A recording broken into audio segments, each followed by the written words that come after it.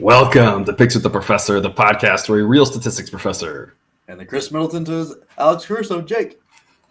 gives you sports betting tips. I'm Professor Sides. You can follow me on Twitter at Professor Sides. You can follow my friend Jake on Twitter at myfriend_Jake. Today's episode covers the Basketball Classic and NIT Championship games to be played on March 31st.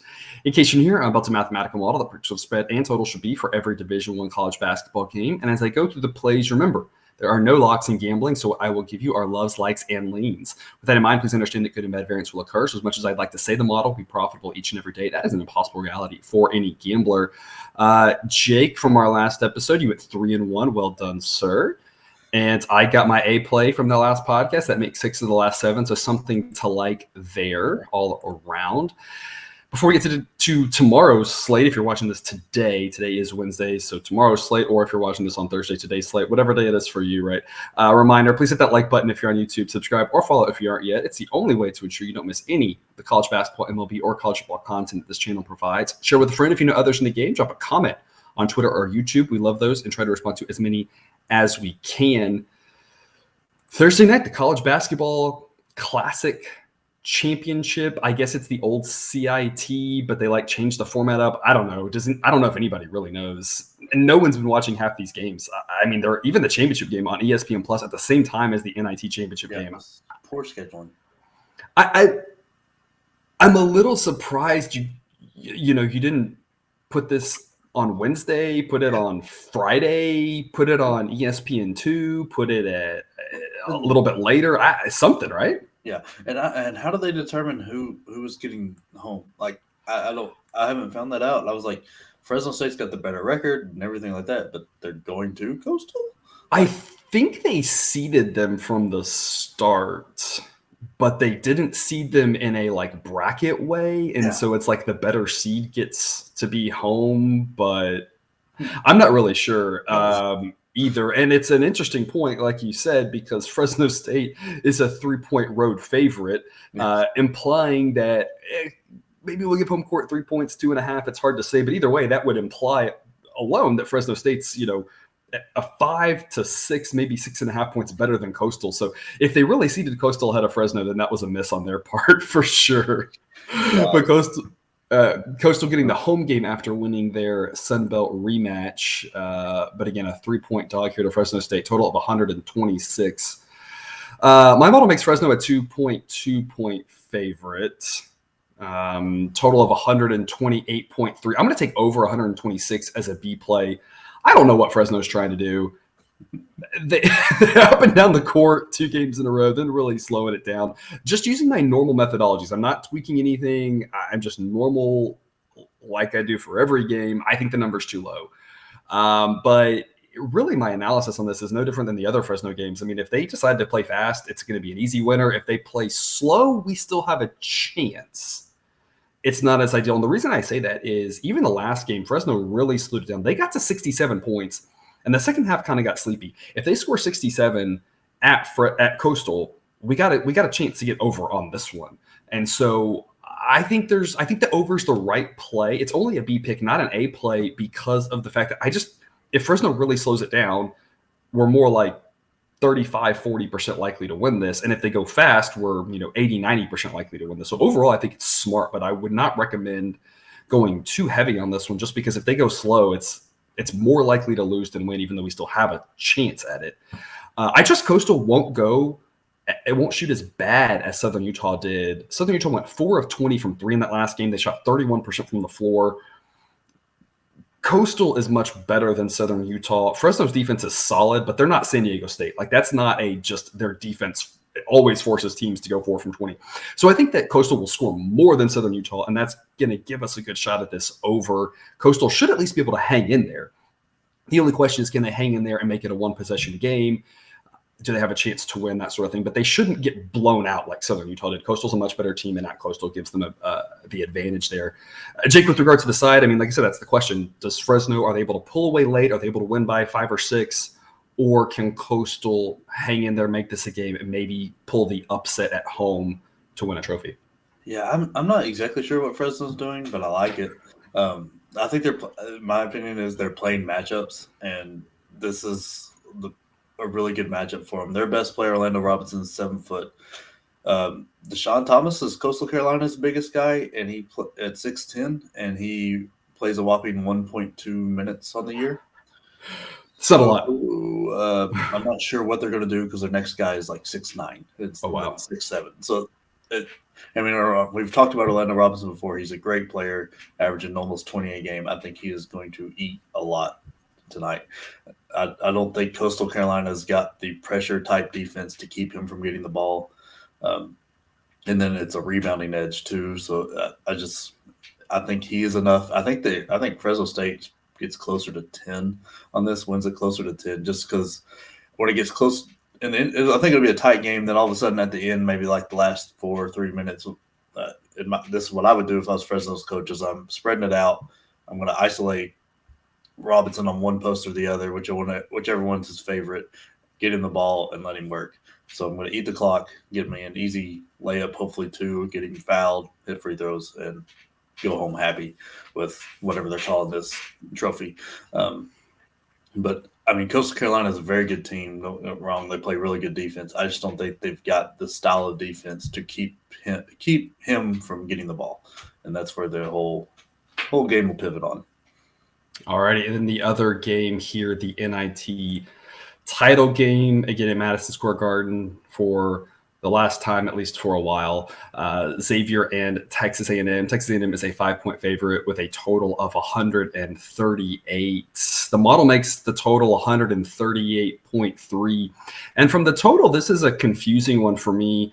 A&M's defense is playing really well. Xavier, though, has been getting up and down and playing a lot more offensively minded. Their offensive metrics continue to tick upwards. Their defensive metrics tick downwards here, mainly because they're focusing so much on the offense side of the ball. So the total's a really confusing one for me on this one. I don't really have an edge, and I can't really look at anything and say, based off of XYZ, I think over or under. I think it's a pretty good number. And again, always like we talk about, you're playing teams and numbers. It's not one or the other, right? And this number seems pretty spot on. Instead, I've got an A play for you on the side here. I'm taking Xavier +5. The model thinks it should be A&M by about 2. We got an A winner on the Aggies last game. I talked about how good they've been, and none of that's wrong. And they looked great against Washington State. Quietly, though, Xavier, with a new man leading the ship, has also been extremely good in the NIT. They destroyed a Florida team that's not drastically different from the Aggies. They beat Vanderbilt, who's not drastically different from the Aggies. They looked impressive against the Bonnie's team. Watching that game, the Bonnies make runs, and every time St. Bonaventure put together a little run, Xavier came back and made a run of their own. They really impressed me the way that they never really let St. Bonaventure back in that game. Every time it got close, Xavier stretched it out again. My thought on this is, like I said, we're playing teams and numbers. The spread is just too high because it's, again, not wrong that A&M has been fantastic lately.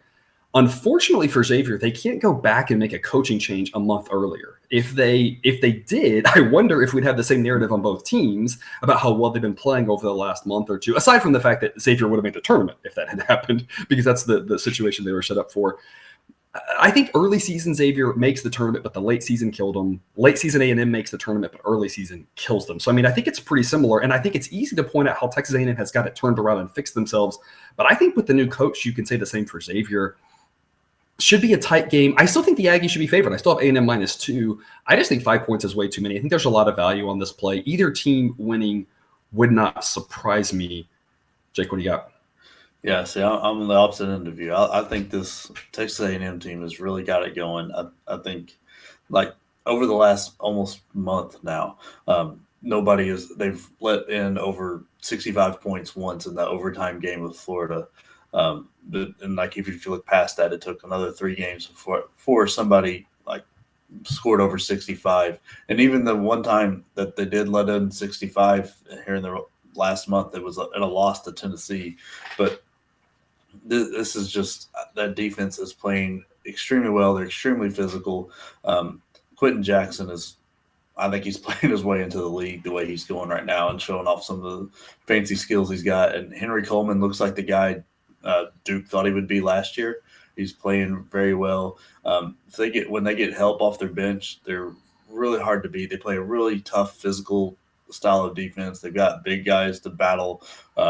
like athletic big guys that could stay with Nunji and Fremantle.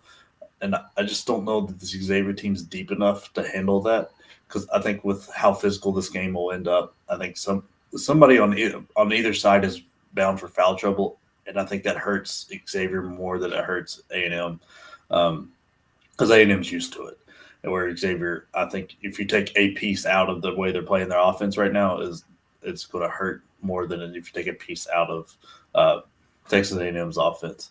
And if I don't see the guard play being there for Xavier to keep up. I really think A&M is going to take this and cover it. I think it'll stay around 10 just because A&M's offense isn't that prolific, but it's going to feel worse than what the score says.